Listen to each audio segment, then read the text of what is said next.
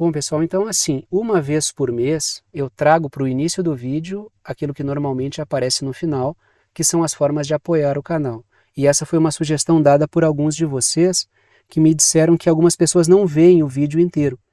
De forma que, como eu só falo no final do vídeo as formas de apoiar o canal, tem gente que pode ter um interesse, mas como não vê o vídeo inteiro, nem sabe que isso é possível. Justamente por isso eu passei a aplicar a ideia que vocês me deram e sempre faço questão de agradecer pela sugestão. Achei muito boa a sugestão. Conforme eu sempre digo para vocês, apenas os anúncios, propagandas que aparecem durante o vídeo não garantem a existência do canal. O que garante efetivamente a existência do canal são os apoios dados por alguns de vocês que permitem que eu tenha o nível de dedicação para fazer vídeos de segunda a sexta-feira e com essa quantidade de discussões. Eu sou imensamente grato por aqueles que apoiam o trabalho, pela confiança aqui no trabalho. Estão aí as 3 formas de apoiar o canal, todas as 3 são bem-vindas, em todas elas vocês optam pelo valor, é uma ajuda solidária, ajuda quem pode, ajuda quem quer e ajuda com quanto quiser. Primeira forma de apoio é por boleto bancário ou cartão de crédito pela plataforma Apoia-se, que é uma plataforma de apoio financeiro. Está aí o endereço, o link, o site do Apoia-se. Segunda forma de apoio é pelo Pix, está aí a chave Pix, que é uma chave de e-mail. Tem gente que coloca o número do celular como chave Pix, número do CPF, número do CNPJ como chave Pix, eu coloco um e-mail. Se vocês digitarem pixverdadeconcreta@gmail.com lá na chave Pix, vai aparecer o meu nome, que é Thiago, e vocês podem fazer a doação no valor que vocês quiserem. E a terceira forma de apoio é pelo botão Seja Membro, que é um botão que fica embaixo do vídeo, ajuda aqui pelo YouTube, tem várias faixas de valor ali, vocês escolhem aquela que for melhor para vocês. E repito sempre, as 3 formas são bem-vindas, não estão em ordem de importância. E repito também, agradeço aos que apoiam pela confiança no trabalho. E agora a gente parte para a primeira tela habitual, que mostra os temas que eu vou discutir com vocês aqui hoje. São 6 temas, os 2 temas em vermelho são os temas em destaque, que são os temas que aparecem no título e na capinha do vídeo. E aqui embaixo um recado que é sempre importante. A minutagem permite que você selecione na linha do tempo o tema que quer assistir, de forma que vocês podem assistir ao vídeo inteiro ou apenas aqueles assuntos que forem do interesse de vocês.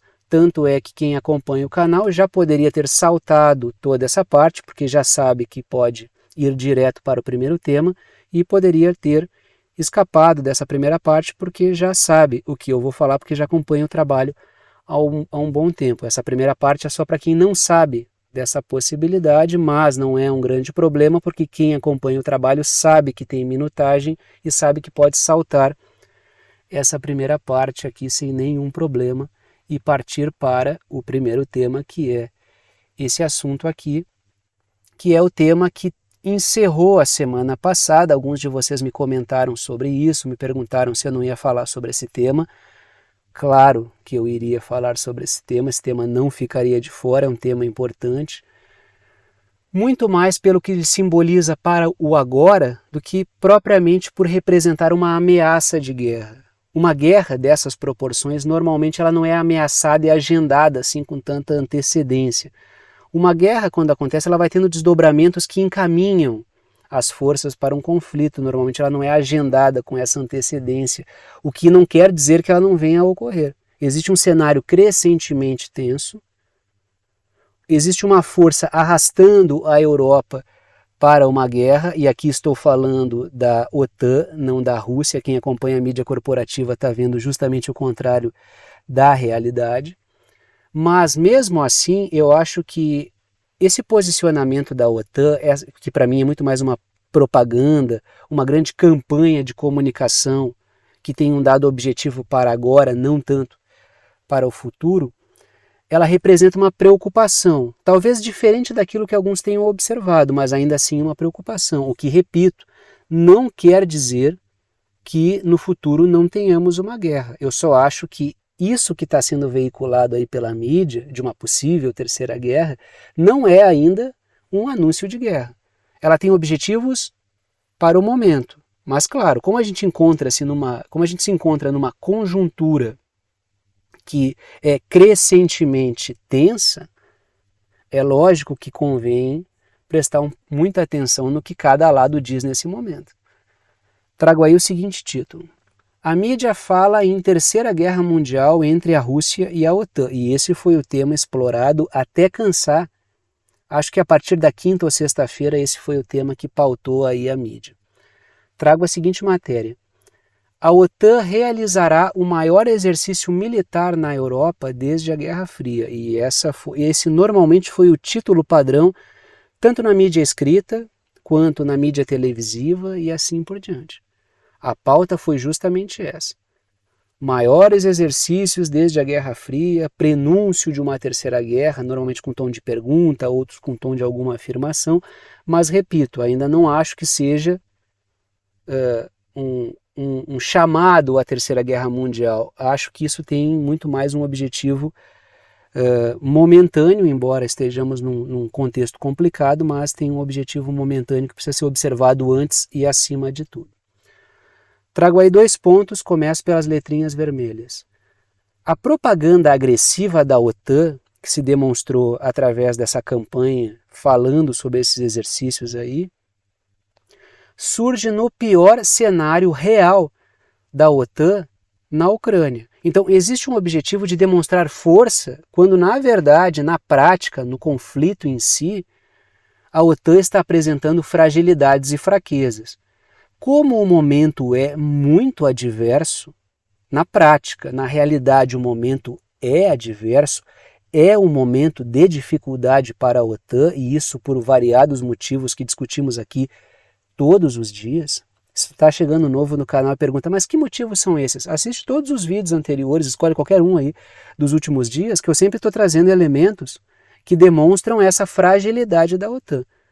Fragilidade em termos de logística, produção de armas, de munições, dificuldades de popularidade para os governos dos países membros da OTAN continuarem apoiando a Ucrânia, problemas da própria Ucrânia em termos de recrutamento, desorganização, enormes crises, fruto de corrupção, briga entre setores políticos e militares ucranianos e problemas que não acabam mais. No momento de grande fragilidade, o que a OTAN faz? Ela, num golpe de comunicação, em uma grande campanha, claro, os exercícios vão acontecer, mas a grande campanha foi de comunicação para demonstrar uma força que a OTAN não apresenta no campo real. Então é uma jogada de comunicação. Segundo ponto, letrinhas azuis. E claro, para tentar manter os países membros da OTAN, o motivo dessa campanha é manter a confiança na própria OTAN como instituição. É tentar reverter essa situação negativa, tentar demonstrar que é possível vencer a Rússia, que havendo uma coalizão, uma aglutinação de forças, a Rússia pode recuar, pode ser derrotada, etc, etc, etc.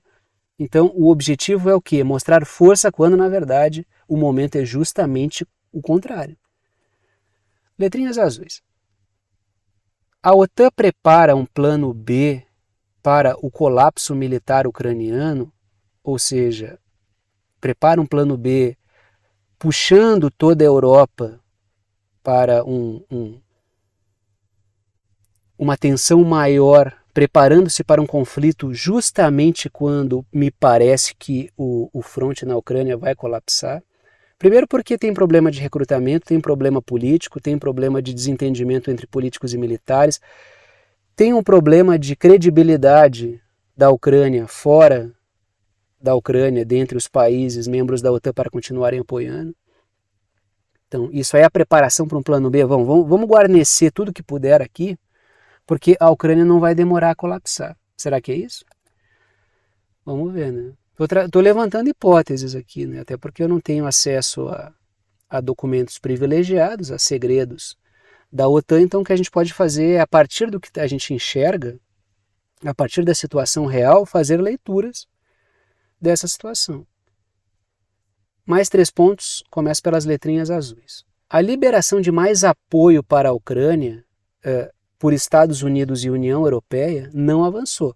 Ou seja, teve essa fala aí, essa campanha midiática, Terceira Guerra Mundial, maiores exercícios desde a Guerra Fria, pipipi, popopó, mas a coisa está travada no Congresso dos Estados Unidos e a coisa está travada na União Europeia. Não houve avanço. Tem sim relações bilaterais onde alguns países estão meio que fazendo as tripas coração para ampliar o apoio à Ucrânia. Agora, no volume que a Ucrânia precisa, isso não está acontecendo. O que significa que a OTAN pode não ter mais a OTAN pode não ter mais confiança na sua ferramenta, que é a Ucrânia. Ou seja, a Ucrânia não é mais confiável como ferramenta. Logo, temos que pensar num plano B, que é fortalecer todo o entorno da Ucrânia e da Rússia para o momento que a Ucrânia colapsar. Porque as populações dos países membros não estão vendo mais com bons olhos continuar apoiando a Ucrânia. Primeiro porque o investimento não tem retorno. A contraofensiva fracassou e os países estão despejando dinheiro em um governo que está roubando todo o dinheiro, entendeu? Letrinhas vermelhas. A OTAN também busca mostrar força após a Ucrânia expor a sua debilidade logística, criticando, até o Zelensky falou isso, discuti com vocês no final da semana passada, que o Zelensky disse que toda a OTAN produzindo hoje não consegue abastecer a necessidade da Ucrânia. O que o Zelensky disse na prática é que a OTAN não tem condição de enfrentar uma guerra. Ou seja, a OTAN precisa reverter a sua posição e a imagem que possui, porque senão ela começa a perder credibilidade e começa a se esfarelar completamente. O Donald Trump está dizendo aí que vou tirar os Estados Unidos da OTAN. Isso não quer dizer muita coisa, na verdade, porque os Estados Unidos podem continuar controlando a OTAN fora dela. Isso não tem nenhum problema. Podem jogar a Europa. Inclusive, isso pode ser um indicador bem complicado para a Europa. Porque, não estou defendendo aqui a continuidade da OTAN, só estou dizendo que isso pode significar uma coisa que não é necessariamente boa. Que é, os Estados Unidos saem da OTAN e atiram a OTAN para uma guerra contra a Rússia, enquanto os Estados Unidos ficam de fora dedicados à China. Isso aí pode ter um outro aspecto que não é necessariamente um aspecto positivo. Tá? Por exemplo, a União Europeia, o Reino Unido, ele sai da União Europeia. Ele saiu da União Europeia. Só que ele continua influente na União Europeia. Então, estar nominalmente dentro é uma coisa, estar na prática dentro isso muda, entendeu? Sair nominalmente é uma coisa, sair na prática é outra. É isso que eu queria dizer, né? Acabei dando uma volta maior. Continuamos nesse assunto, tá? Vamos falar mais sobre alguns desdobramentos aí. Trago a seguinte matéria. O Ocidente deve estar preparado para a guerra com a Rússia, alerta um oficial da OTAN antes de grandes exercícios militares. Ou seja, voltaram a falar dos exercícios militares, voltaram a falar da possibilidade de guerra, precisa estar pronto. A guerra vai ocorrer, não vai ocorrer? Não sei. Mas o que se sabe estão tentando colocar a Europa em um regime de guerra. Se os Estados Unidos saltam fora, pensam, então isso é um indicador de que não vai ter guerra. Será que não é um indicador de que vai ter guerra? Porque eles já estão saltando fora. Porque se a Ucrânia entra na OTAN, pensem na seguinte hipótese, tá? A Ucrânia entra na OTAN e os Estados Unidos pulam fora da OTAN. E um ataque a qualquer membro da OTAN é a mesma coisa que atacar toda a OTAN, isso puxa a OTAN para uma guerra sem os Estados Unidos. Que vão ficar, claro, vendendo arma pra caramba, mas quem vai ser empurrado para o conflito é a Europa. Já pensaram nessa hipótese aí? É uma hipótese preocupante para a Europa. E eu não estou defendendo a continuidade da OTAN nem dos Estados Unidos como liderança, estou dizendo que isso pode ser uma mera estratégia. E mesmo assim, repito, estão criando um cenário de guerra, que não significa estar criando uma guerra no médio prazo. Letrinhas verdes. O almirante holandês Rob Bauer, não é a primeira vez que a gente fala dele aqui, ele disse que uma guerra pode ocorrer nos próximos 20 anos. Isso aí é uma bela escala temporal, né? Então ele está dizendo que o cenário é conflituoso, não quer dizer que necessariamente o conflito esteja se constituindo. Se constituindo no curto prazo, né? Letrinhas azuis. O Rob Bauer falou que isso exige mobilização de civis e um foco na economia de guerra. E ele já falou outras vezes que a Europa já deveria estar, inclusive, no modo de guerra, para conseguir produzir o suficiente para uma guerra contra a Rússia. Naquele momento para abastecer a Ucrânia, agora já falando de um conflito mais generalizado. Ou seja, o que estão tentando construir na Europa, a partir desse projeto da OTAN, é transformar a Europa em uma bolha dedicada a abastecer os planos militares das oligarquias financeiras britânicas e estadunidenses, numa guerra contra a Rússia. Então, o suor, o sangue, o esforço vai vir do povo da Europa. Mas claro que o ganho disso, logicamente, não... Se os Estados Unidos pulam fora e ficam só vendendo arma e munição, é literalmente isso. Letrinhas vermelhas. O modo de guerra seria o novo normal, expressão que foi aí muito utilizada ao longo da pandemia, né? O modo de guerra seria o novo normal dentro da bolha da OTAN, que seria uma bolha de submissão e de repressão total, que é o que eu sempre falei para vocês aqui. Esse projeto de sancionar todo mundo está transformando a OTAN numa bolha, e a Europa continental está sendo completamente mutilada nesse processo. Já não basta perder competitividade industrial, aumentar o custo da energia para a sua população, encarecer e produzir um cenário recessivo ou pré-recessivo, ainda vão ter que trabalhar numa economia de guerra. Devotar todos os seus esforços para construir um projeto que na verdade nem beneficia a Europa continental. Olhem essa outra matéria aqui. Estados bálticos construirão novas defesas para reforçar a fronteira oriental da OTAN. Repito, isso quer dizer que vai terminar numa guerra? Não, não quer dizer. Mas que o cenário está sendo construído, sim, isso é impossível de negar. Não dá para negar uma coisa dessa, entendeu? Que estão construindo um cenário crescentemente tenso onde a gente pode desaguar uma guerra, isso é muito verdade. Agora, que a guerra foi anunciada, eu acho que não é bem por aí. Eu acho que aquele anúncio lá, ele tinha outro objetivo, inclusive. Letrinhas verdes. A Estônia, a Letônia e a Lituânia fortalecem um fronte contra a Rússia e Bielorrússia porque são, Estônia, Letônia e Lituânia, países que estão muito vulneráveis no caso de um conflito maior. Vamos para o mapa aqui, né, para vocês verem o tamanho do problema. Eu pintei a Polônia também porque a gente está falando do fronte da OTAN em laranja ali, claro, tem mais gente no fronte da OTAN, pode botar a Hungria, a Eslováquia, a Romênia, ali podem botar a República Tcheca, a Alemanha, claro. Mas eu digo na superfície de contato ali, né? A Ucrânia, que está bem avançada, ela é uma ferramenta da OTAN, não é ainda a OTAN.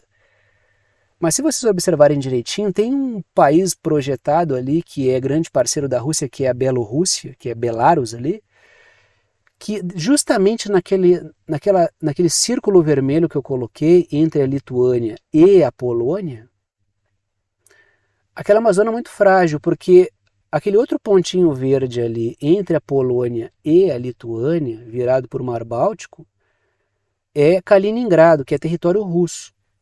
Ou seja, tem um corredor curtinho ali entre Bielorrússia, parceira da Rússia, e Kaliningrado, que é território russo, que um ataque ali concentrado, ele pode isolar a Lituânia, Letônia e Estônia, que vão ficar ali numa condição muito complicada mesmo. Não estou dizendo que a Rússia vai fazer isso. Estou dizendo que se acontecer um episódio, por isso essa campanha aí desses 3 países para aumentar as suas fortificações, aumentar a presença militar. Por isso essa preocupação. Porque se Bielorrússia e Rússia resolvem fazer uma operação pontual ali, foi para o espaço essa região aí. Então entendem a fragilidade do processo? E para mim, saindo da Ucrânia ali, é claro, não falando do fronte no Oriente Médio, que é um fronte em construção muito tenso, mas falando no que tange a possíveis conflitos contra a Rússia, a situação do Báltico para mim é uma situação que requer muita atenção, entendeu? Quando eu falo do Báltico, é aquele mar ali, né, a gente fala aquele mar Báltico, aquele que está entre a Suécia, a Finlândia, a Polônia, ali, aquelas águas ali, são o mar Báltico. Estão ali ao norte da Polônia, ao sul da Suécia ali, né? Que banha, inclusive, também a Rússia. E isso aí teria implicações navais, né? Vai ter uma enorme quantidade de infraestruturas energéticas, de comunicação, ou seja, seria um conflito bastante complicado. mas requer uma grande atenção. Letrinhas azuis. A OTAN tem intensificado as suas operações e a sua presença no Mar Báltico, possível novo fronte contra a Rússia. E não esqueçamos que Suécia e Finlândia, a Finlândia já entrou, a Suécia está praticamente dentro, também estão voltadas a sua entrada para essa questão do Mar Báltico. Olhem só a presença da Finlândia e da Suécia no Mar Báltico. Então existe a consolidação ali de um fronte. Ali muita coisa pode acontecer, muita coisa já está acontecendo, inclusive. A explosão das linhas do gasoduto Nord Stream 1 e 2 foi no Mar Báltico, que são aquelas linhas que levam gás da Rússia até a Alemanha, que foi um projeto completamente sabotado. Mais um detalhe aí. A adesão da Ucrânia à OTAN equivale à Terceira Guerra Mundial, diz o primeiro-ministro eslovaco. Ou seja, o governo eslovaco, que tem na liderança do Robert Fico, um importante personagem muito crítico do projeto da OTAN e que se recusa a embarcar nessas aventuras, ele é contra. Ele diz que se essa ideia aparecer, ele vai rechaçar tão logo ela apareça. Que no que depender dele, a Eslováquia vai sempre vetar esse tipo de proposta. Porque a entrada da Ucrânia seria uma guerra, e a Eslováquia, que está aqui, ó, vamos voltar para o mapa aqui, né? A Eslováquia está ao sul da Polônia ali, ó. Vocês podem olhar ali, é vizinha da Ucrânia, inclusive. Está entre a Hungria e a Polônia. Polônia é Poland no mapa ali. Então olhem, a Polônia está pintada de laranja, olhem ao sul, está ali a Eslováquia. Se ocorre um conflito armado nessa região aí, a Eslováquia, pela proximidade do processo como um todo, ela não quer saber disso aí. Então ela nega-se, inclusive, a embarcar no projeto que lhe prejudique. E o governo está completamente certo. Se a Europa tivesse mais líderes como Robert Fico, provavelmente a Europa não estaria mergulhando nessa cilada como está. Porque hoje tem pessoas que, repito, que acompanham o canal e que moram na Europa. A Europa está se colocando numa rota muito perigosa mesmo.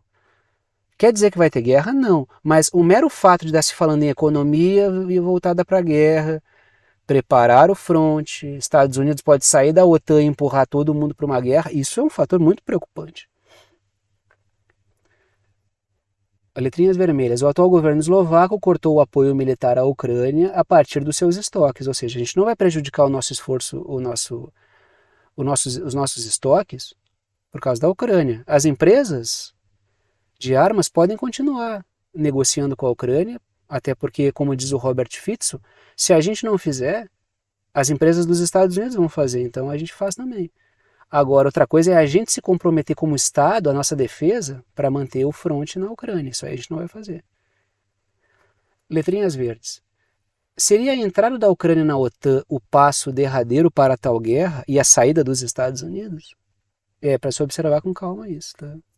Porque o Robert Fico parece que ele deu uma senha aí, né? Deu uma letrinha assim, para a gente entender um pouco do processo.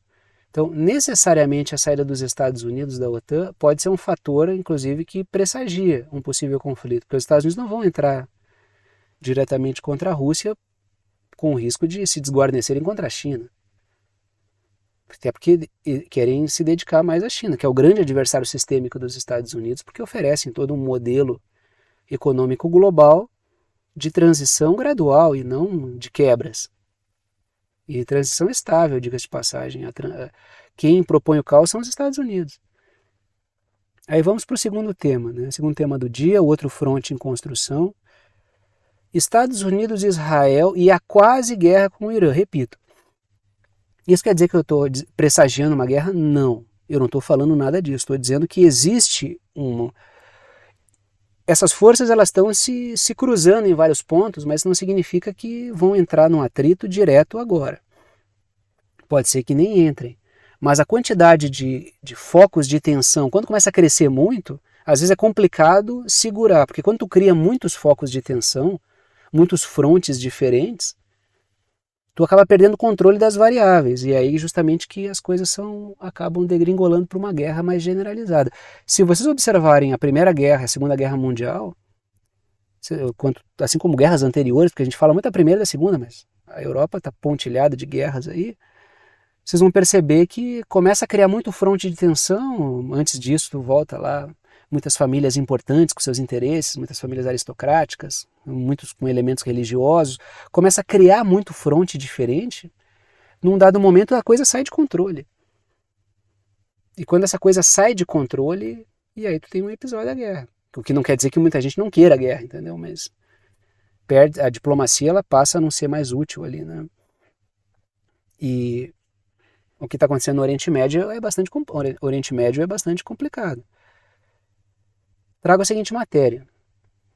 Caças da Marinha dos Estados Unidos atacam lançadores de mísseis Houthi no Iêmen, dizem autoridades. Ou seja, o bombardeio no Iêmen virou rotina.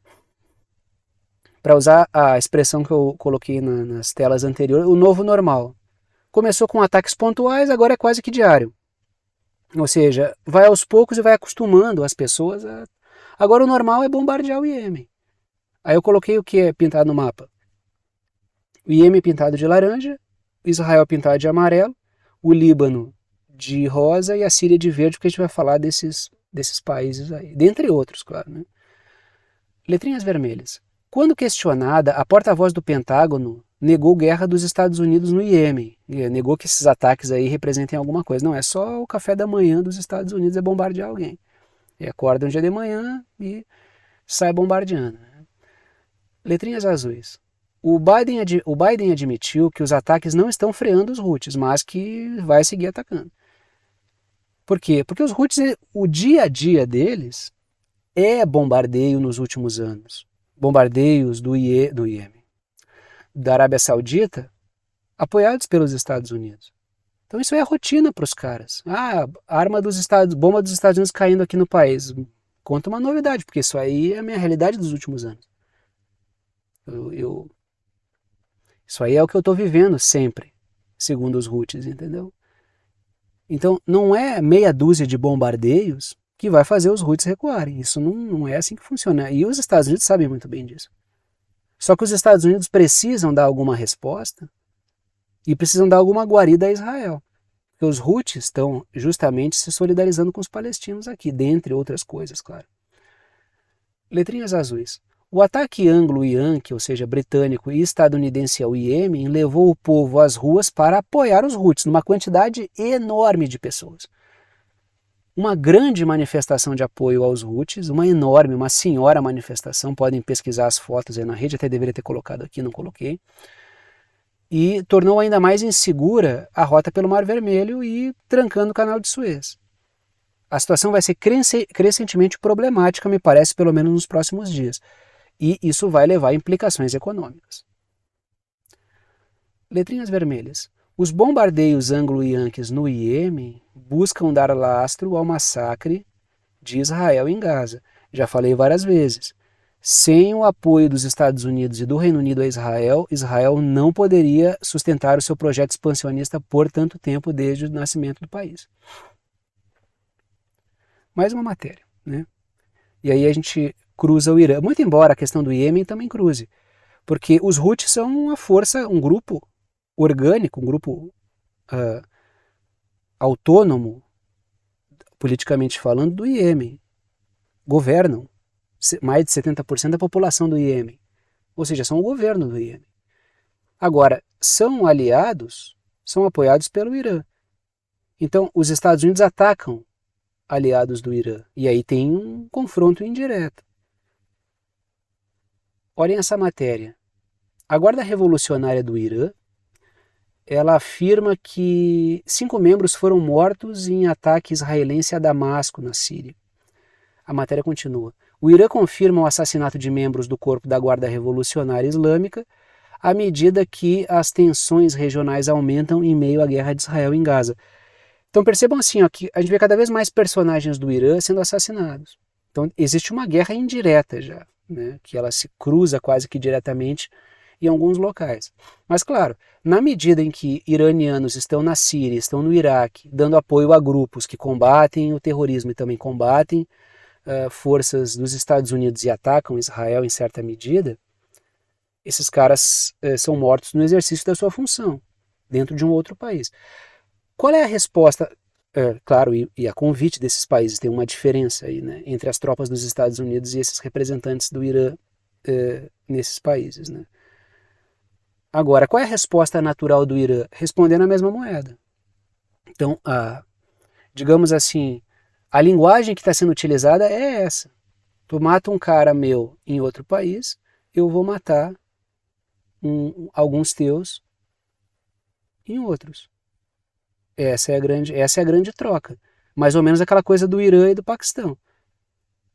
O Irã atira um míssil de precisão e acerta grupos que atacaram o Irã na região do Baluchistão, e o Paquistão atacou grupos também no Baluchistão, só que do lado iraniano. Na verdade, eles estão enfraquecendo grupos que bagunçam a região. Eu não vi até nenhum atrito direto.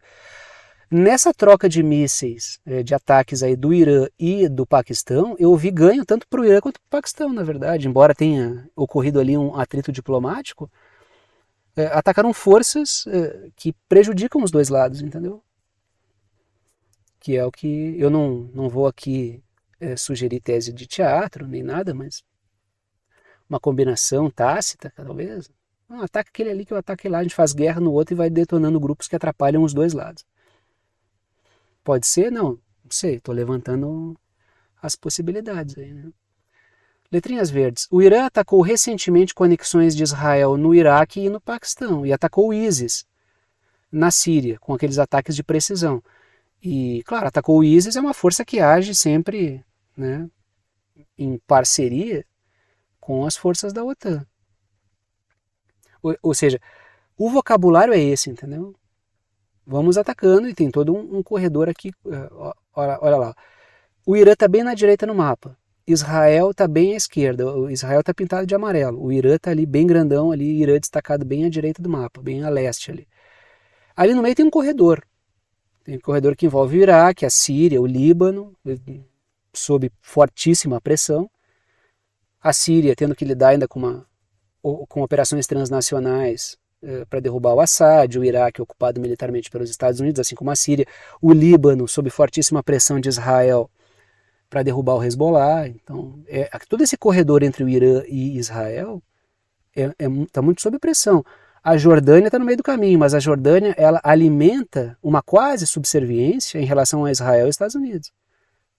Por isso que ela não está na alça de mira ainda dos Estados Unidos e de Israel. Mas é uma pressão enorme. Aqui foi, né? Aqui foi tudo. Letrinhas azuis. Israel ataca posições das forças Quds na região. As forças Quds iranianas têm como objetivo fortalecer operações fora do Irã que representem estrategicamente algo importante para o Irã e para o combate a Israel e aos Estados Unidos. Enquanto o Irã responde atacando conexões com o Mossad, ou seja, eu ataco operações estrangeiras tuas e tu ataca operações estrangeiras minhas. Tá no mesmo linguajar. Teve um ataque dentro do Irã, mas o ataque dentro do Irã foi um ataque promovido pelo ISIS a princípio. Que sim, o Irã alega que tem conexão com Israel. O atrito entre os grandes rivais regionais, ou seja, o Irã e Israel, com outras forças atuando junto, claro. E olhem essa matéria aí, vamos falar do Líbano, né, que também está no mapa lá. Visitando o norte, o chefe das forças de defesa de Israel diz que a guerra no Líbano está se tornando muito mais provável. A matéria continua. O Alevi diz que as ligações dos combates em Gaza serão aplicadas, as lições do combate em Gaza serão aplicadas na luta contra o Hezbollah e seus aliados, enquanto a barragem de foguetes do Hamas vinda do Líbano tem como alvo Rosh Hanikra. Qual é o ponto aqui? Tá? O ponto fundamental aqui é que existe um espraiar desse conflito. E o Líbano está na alça de mira, inclusive com o risco de ocupação, que é o que eu coloco nas letrinhas vermelhas. Israel diz que quer ocupar parte do Líbano para formar uma zona tampão contra o Hezbollah, que foi o que eu já falei para vocês. Sempre destacando o Hamas, grupo palestino, o Hezbollah, grupo libanês, tá? Só para os Houthis, grupo do Iêmen. As forças Quds são forças iranianas que têm como foco dar suporte a grupos que atuam na Síria e no Iraque. Então tem toda aí uma galera a ser reconhecida, tá, para poder entender o que acontece. Letrinhas verdes. Os Estados Unidos temem que Israel não seja capaz de fazer uma guerra em duas frentes, em Gaza e no Líbano, então existe um certo receio. Provavelmente os Estados Unidos terão que intervir. Aí é perceptível, né, que a saída da Ucrânia possa ser um imperativo, né?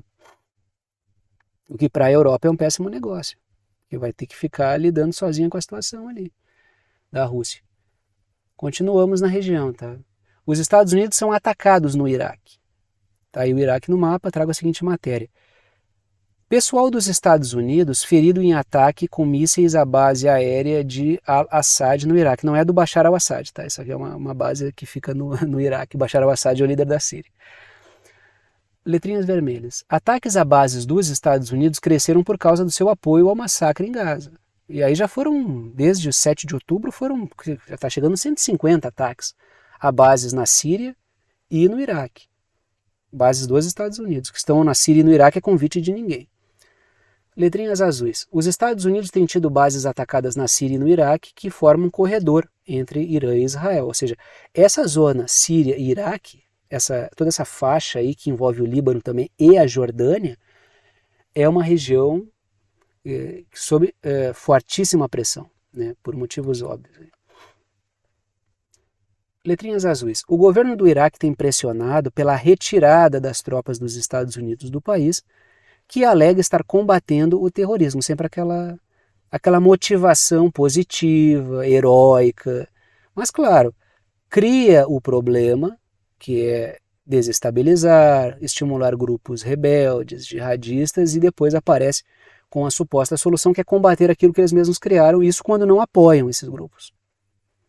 Tem e-mail aí durante o governo Obama que dizia, né, de agentes do governo Obama, de quem o Biden era vice, que dizia: a Al-Qaeda está do nosso lado na Síria.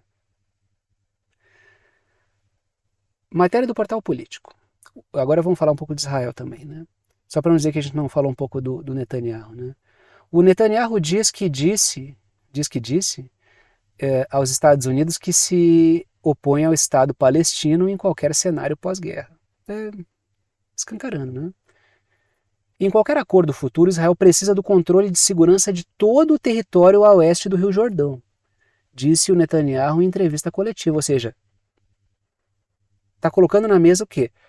Não vai ter Estado palestino e vamos acabar com toda a esperança que existia. Se vocês pegam Israel desde o seu princípio como Estado, ele vai devastando completamente os povos nativos da região, entendeu? Ele vai devastando tudo e vai dominando, vai anexando tudo como se fosse o Estado de Israel. E essa é mais uma etapa, talvez a etapa derradeira, porque seria o momento da extinção completa dos palestinos na região. Porque não é só a faixa de Gaza que está sob ataque, a Cisjordânia também está. Antes de acontecer esse episódio aí do 7 de outubro, que é esse episódio envolvendo Hamas e tal, eu falava aqui sobre o projeto de Israel para enxotar os palestinos da Cisjordânia para a Jordânia. Então tem vídeo que eu fiz sobre isso. Ou seja, a Cisjordânia também é um alvo. E não houve ataque da autoridade palestina a Israel. Sinal de que aquela história de que Israel está respondendo ao Hamas é uma grande bobagem. Letrinhas vermelhas. Além de controlar a faixa de Gaza, Netanyahu também implica a Cisjordânia. Ele está dizendo todos os territórios a oeste do Rio Jordão. Letrinhas verdes. O Netanyahu diz ser a única garantia política de que não haverá a criação do Estado palestino. Ele se coloca como um nó, né, o centro aí, o nó de uma rede que envolve vários interesses que não deveriam deixar o Estado palestino surgir. A sobrevivência política do Netanyahu depende da continuidade dessa guerra, desse massacre. Guerra porque está se generalizando na região. Massacre porque diz respeito à faixa de Gaza. E a Cisjordânia também. Se acaba agora, o Netanyahu está morto. Por isso, o Netanyahu deve esticar isso. Isso deve no sentido de que ele tende a fazer, não no sentido de que eu quero que ele faça, entendeu? Muito pelo contrário. Agora, a gente vem para a América Latina e a gente fala a respeito da fala de dois líderes aí, latino-americanos, a respeito daquele discurso ridículo do Javier Milei em Davos. Aquilo ali é um completo disparate, nem convém ficar observando, analisando ponto por ponto as bobagens que o Javier Milei disse. Quem quiser pesquise, mas aquelas teses completamente delirantes, né, que constrangem até os neoliberais mais estratégicos. Então é um discurso delirante, mas esse neoliberalismo conservador delirante que o Javier Milei postula, que é algo crescente em toda a América Latina, esse neoliberalismo, em toda a América, diga de passagem, esse neoliberalismo delirante que se acha, que se vê, se coloca como algo que luta pela nação, contra entidades internacionais que estariam dominando tudo, isso é uma grande bobagem. Esse discurso dele é uma grande bobagem. O Milei é representante dos mesmos interesses que ele diz que ele combate. Tá? Isso aí é uma grande bobagem, é um falastrão. Todas as lideranças sérias apontam o Milei como um fanfarrão, mentiroso. Então todo aquele discurso do Milei, aquilo é um setor neoliberal e ele está supostamente criticando outros setores também neoliberais, mas no final todo mundo é o mesmo. Entendeu? Só se cria ali uma suposta divisão e isso acaba polarizando as pessoas em torno de sabe, dois caminhos que levam para o mesmo matadouro, assim, que é o neoliberalismo de feição conservadora, que adota esse discurso de estamos lutando contra os globalistas, e setores progressistas neoliberais, que também adotam um discurso bem alinhado com o neoliberalismo. Então, são dois caminhos que levam para o mesmo lugar. E existe uma suposta luta que cria uma falsa polarização que no final não leva a lugar nenhum. Isso é Então se cria magnatas progressistas contra magnatas conservadores. É uma grande...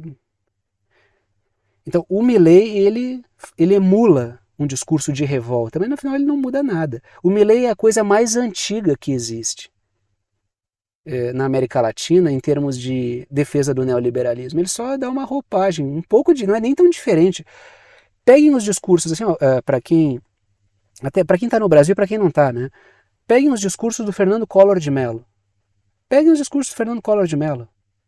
Foi o primeiro presidente eleito ali por eleições diretas depois do período do regime militar no Brasil, lá em 89. Olhem os discursos, as falas dele, são as mesmas de socialismo vai tomar conta, é preciso salvar a nação de não sei o quê. Né? É a mesma coisa. Então o Milei, ele é isso que está sempre aí. E o que figuras como o Obrador e o Maduro estão denunciando, o que eles estão denunciando é justamente isso. É um farsante. A forma como o Obrador e o Maduro analisam o Milei é a forma mais correta. Porque desnudam essa bobagem toda, entendeu? Porque esse papo que setores neoliberais conservadores criaram de estamos lutando contra banqueiros, socialistas, que inclusive era uma coisa que o Hitler utilizava como narrativa, né? Que existem banqueiros, socialistas, comunistas que vão dominar o mundo. Agora eles deram uma roupagem ali, um globalismo, e a gente defende os valores tradicionais do país, da família, blá blá blá, mas no final são neoliberais. Então, quando figuras como o Obrador e o Maduro, que estão olhando concretamente para as coisas, analisam esses bufões aí, que não defendem nada, que não sejam os mesmos interesses que dizem que atacam, eles desnudam esses caras, né? Porque eles vão no essencial. Por que eu digo que o pseudo-progressismo neoliberal ele não consegue? Porque ele entra nessa pauta de maneira completamente enviesada. Então ele não vai ele não sai da superfície, ele não tem profundidade para atacar o que precisa atacar, para revelar o quão vazios são esses caras, entendeu? Então esse aqui é o ponto primordial. E claro, no final desse globalismo internacional que quer atacar, sempre tem uma crítica à China. Como se fosse o grande... É como se fosse o globalismo uma espécie de crítica ao imperialismo chinês, que é uma completa loucura. Entendeu? Esse é o Javier Milei critica o quê? Alguns valores do Fórum Econômico Mundial. Estava no Fórum Econômico Mundial atacando valores do Fórum Econômico Mundial, que é uma criação, ao longo da Guerra Fria, britânica e estadunidense, para difundir os valores anglo-yankees na Europa continental. E qual é o discurso de campanha do Javier Milei? Atrelar a Argentina a Reino Unido, Estados Unidos, Israel. Na essência não existe diferença entre esses caras, entendeu? É preciso tomar cuidado com isso.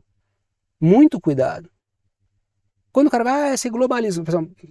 Tem pessoas que usam o termo globalismo, eu concordo com elas, mas tem muita gente que usa que tá...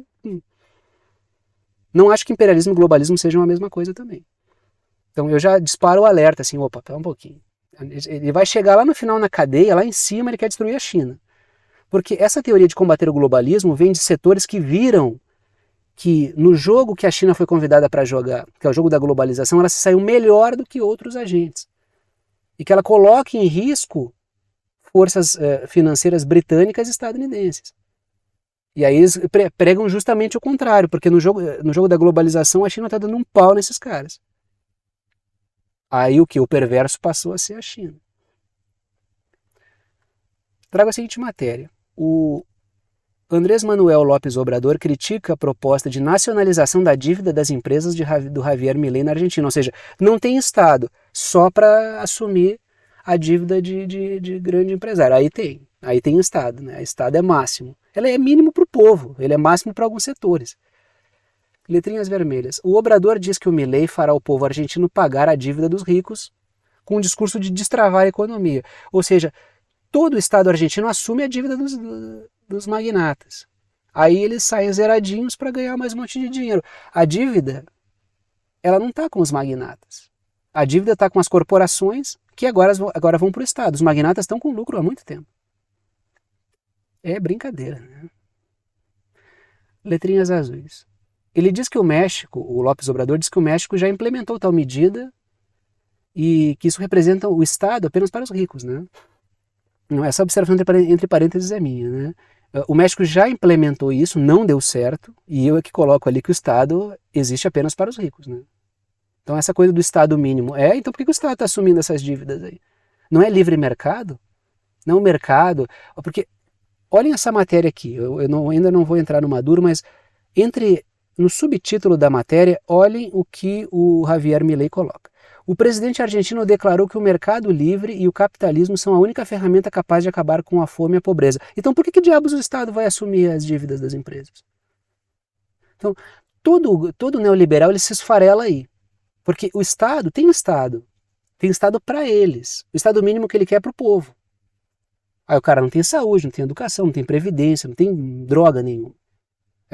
Eles vêm com essas conversas de empreendedorismo popular, que é uma bobagem do tamanho do universo. O que é o empreendedorismo popular? É te vira, meu velho, te ferra, entendeu? Isso é o empreendedorismo popular. É sobrevivência. Letrinhas azuis. O Obrador também criticou a privatização de empresas argentinas, já que o Obrador segue justamente na mão inversa, aquele que é o avanço soberano da economia mexicana, né? E aí vem a matéria sobre o Maduro, né, que eu já li o finalzinho ali, né? O Maduro contesta o discurso de Milei em Davos como uma ideologia nazista. E a força dele, né? Ele vai colocar a coisa de uma maneira impactante, o Maduro, né? Letrinhas vermelhas. O Maduro disse que o Milei está no poder a serviço dos Estados Unidos para destruir o Estado soberano e os direitos do povo. Ele vai direto no ponto, né? Não tem essa coisa de... ele tá lutando, não. Ele é isso que ele é. E é isso que todo neoliberal é. Letrinhas verdes. O Milei adota um discurso neoliberal conservador para fazer uma falsa oposição a um pseudo-progressismo liberal, mas todo mundo termina na mesma panela, né? Aí vamos para a África, porque cresce a tensão entre a Etiópia e a Somália, assunto que eu discuti semana passada ou retrasada aqui com vocês, né? Que a Etiópia quer uma saída para o mar e está negociando com a Somalilândia. Só que a Somalilândia, ela proclamou a independência em 1991, se eu não me engano. É 91, acho. Só que isso nunca foi reconhecido, entendeu? A Somalilândia está aqui, né? Ela é uma parte da Somália na prática, né? Internacionalmente falando, né? Então aí está a Somália, olha lá a diferença. Ó. Ali é o chifre da África, a Somália faz a curva, né? Só que pela Somalilândia não, né? Viram onde está a Somalilândia? E ali seria uma saída para o mar para a Etiópia, que na prática não tem saída para o mar, ó. E aí, qual é a questão? A Somália não gostou. Tá aí a matéria. O aumento das tensões entre Somália e a Etiópia pode mergulhar o chifre da África no caos. Trago ali 2 pontos. Letrinhas vermelhas. A Somália está pressionando para que a Etiópia cancele o acordo com a Somalilândia. Segundo ponto. O país acusa a Etiópia, a Somália acusa a Etiópia de desrespeitar a soberania da Somália para ter acesso ao mar. E a coisa tensa, letrinhas azuis. Porque até o momento anterior é tudo que eu disse no outro vídeo passado. Né? Letrinhas azuis. A Somália ameaçou iniciar uma guerra se for preciso deter o acordo. Mais um conflito próximo do Mar Vermelho. Entendeu? E outras, os Estados Unidos atuam na Somália. Isso poderia levar contingentes enormes militares dos Estados Unidos para a Somália, que já está atuando na região. E fica bem pertinho ali, ó, do Iêmen, tá? Então percebam a bagunça danada que pode dar ali. Né? Letrinhas vermelhas. E o episódio representaria um país dos BRICS tendo acesso ao mar, caso se ocorresse essa confirmação da Etiópia aí chegando ao Mar Vermelho, que é uma rota importante comercial para o canal de Suez, que conecta o Mar Vermelho ao Mar Mediterrâneo. Inclusive a Etiópia tendo aspirações militares. Isso aí geraria... E claro que os Estados Unidos vão trabalhar contra isso, até porque trabalham para sabotar a Etiópia, que é o que eu coloco nas letrinhas verdes ali. Ó. Forças anglo-yankees também apoiam rebeldes contra o governo da Etiópia, que é um importante parceiro da China nos últimos anos. Então vamos conferir o que vai rolar. E aí por último, já que estamos falando de China e África, a África gradativamente trocando o dólar por o yuan. Processo lento, claro, ainda existe uma grande influência do dólar no mundo. Ninguém está dizendo que o jogo virou, entendeu? Mas o princípio é importante. Isso revela um momento interessante. Matéria do South China Morning Post. O yuan chinês dá ao dólar americano uma corrida pelo seu dinheiro à medida que o comércio africano abraça outras moedas. Tá aí o Xi Jinping, líder político chinês, também representa a enorme entrada de empresas chinesas no continente africano. Um mar mais estável, já que os Estados Unidos propõem uma turbulência enorme. Letrinhas vermelhas. O uso do dólar como arma e o câmbio desfavorável afastam países dessa moeda, afastam países do dólar. Tanto é que o FMI disse várias vezes, usar o dólar excessivamente para fazer guerra, sancionar, boicote a outros países, isso aí vai tirar a credibilidade do dólar. E muito país sentiu isso. E o continente africano percebe esse tipo de coisa, até porque está se revoltando contra a influência de membros da OTAN dentro do continente. Então daqui a pouco eu viro as costas para os Estados Unidos e tomo sanção. Vou apostar nessa moeda para a reserva internacional? Letrinhas azuis. A China atua para se tornar menos vulnerável às sanções, já negociando na sua moeda dentro do possível com o máximo de países que puder. Caso exista um conflito com Taiwan, esse vai ser o momento em que a China será sancionada. E nesse momento aí, o mundo vai viver um grande momento. Né? E aí chegamos ao momento... não, isso aí eu já falei, né? Não vou falar de novo das formas de apoiar o canal, tá? Então eu já ia falar de novo, mas isso aqui já foi no início, então vou parando por aqui e tchau pra você.